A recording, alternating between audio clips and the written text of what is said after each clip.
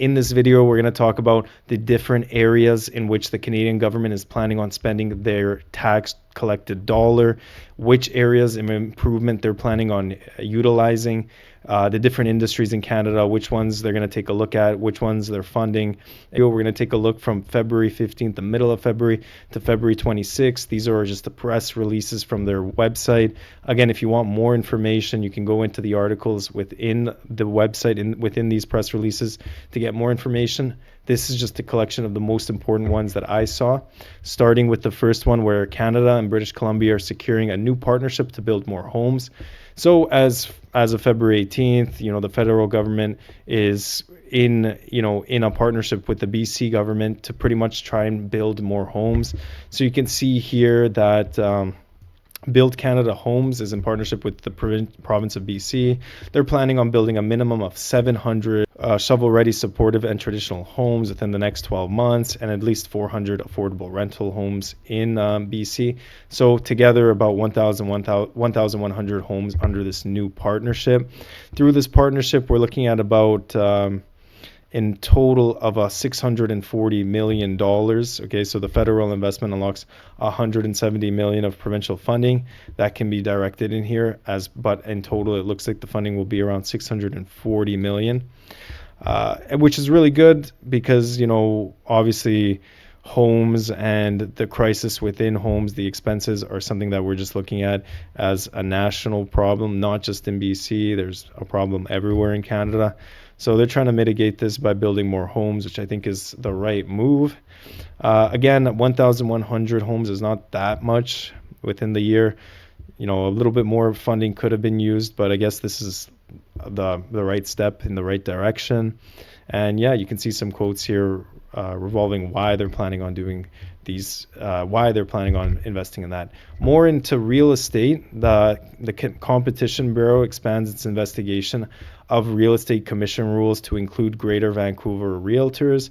So in theory, they've decided to take a look into the commission that real estate agents make, and specifically they're trying to discourage, they're trying to look into the rules that discourage buyers agents from competing by offering lower commission rates or alternative pricing models. Of obviously, like if there's only a monopoly and you can't actually find other agents for lower commission rates, that's obviously not good for the buyer or seller. Encourage steering, a practice where agents are motivated to steer buyers towards homes that offer higher commissions, and affect competition in other ways that could result in higher costs for both buyers and sellers. So obviously, real estate agents, they collect a commission based off of the sale, and it looks like the Canadian government, in part of its transition into the real estate market, which is obviously very important for Canada.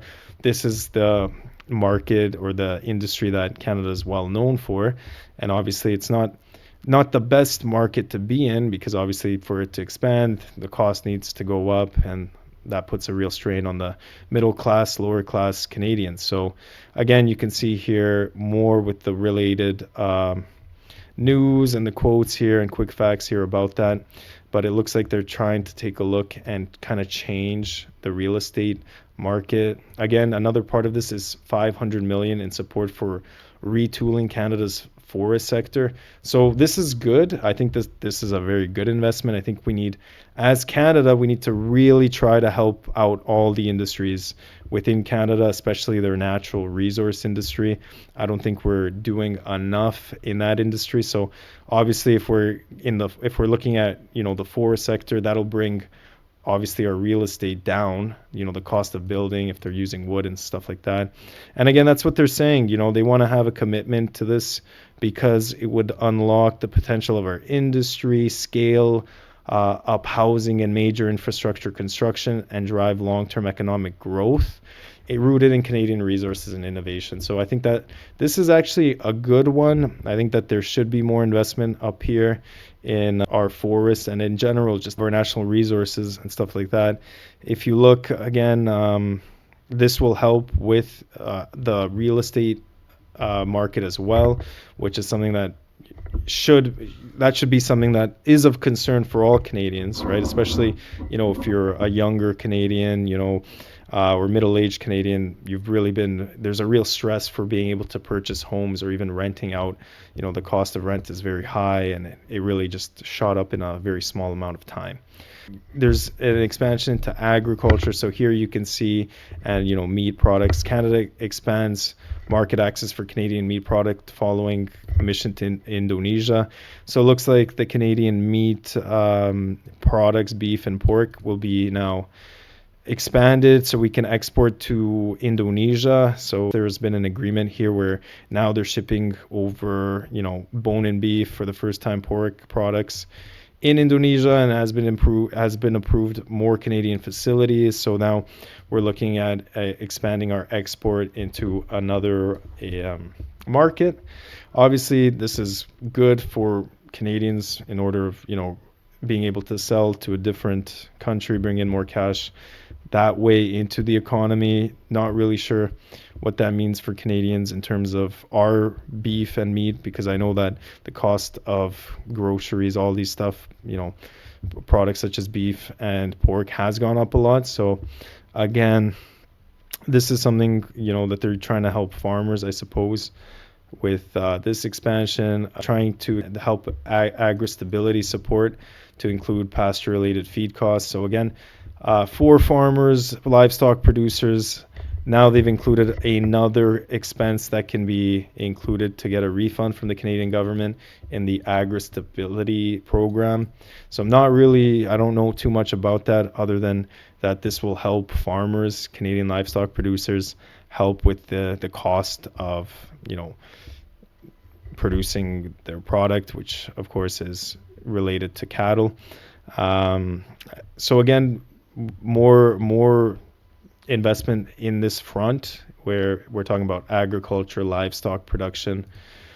In BC, they're supporting BC farmers' competitiveness with tech. Looks like there's some sort of grant here that allows BC farmers to purchase new technology.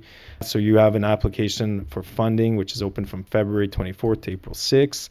So it looks like BC farmers are now able to apply for this so that they can get a grant in order to purchase new technology, which include autonomous robotic arms for packing, stacking, wrapping, machines for planting, and just automated harvesters for gathering crops. So yeah, it looks like definitely an investment in that realm. So we have two sort of things here that we're looking at. We're looking at real estate. Now we're looking at agriculture and livestock production. And the final one is about health. So the Canadian government is launching a national conversation on men's and boys' health. It looks like they are providing some sort of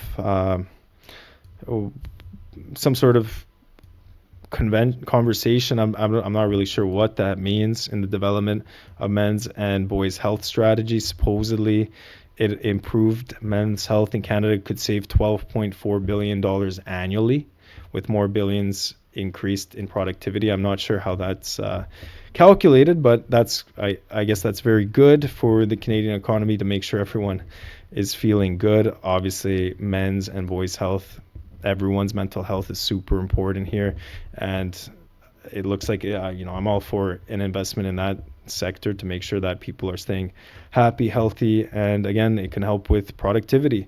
So not sure what that looks like. It just looks like that they're planning on doing something, start a conversation. And you're gonna have to take more look into Health Canada.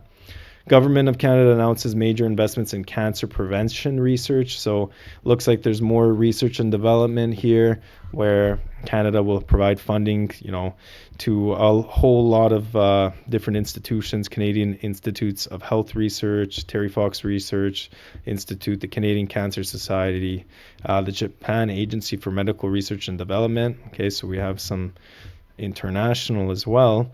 So these are a few of the updates as of the middle of February to the end of February. I'll take, every 2 weeks I'll take a look at where the Canadian government is looking, to spend, and what they're doing with our tax dollars. Of course, we want to make sure that the tax dollars are being used appropriately and to help our economy. We don't want Canada to just stay, we want growth in Canada within the different industries, within all different industries, okay, whether it's real estate or agriculture or just, any type of health as well. We want Canada to continue, and I think that it's important to just take a look at and see where these changes are happening. So remember, if this video helped you, remember to subscribe to the channel. Again, there's going to be more videos like this and other more tax related ones as well. For more, you'll see more practical Canadian tax guidance videos. Make sure to subscribe. I remember in these videos, it's just general tax advice, not personal advice. So, and this is just my opinion on the news releases, okay, from the Canadian government website. So you can take a look yourself, and you can find a whole list of news press releases that you can find what the federal government of Canada is doing.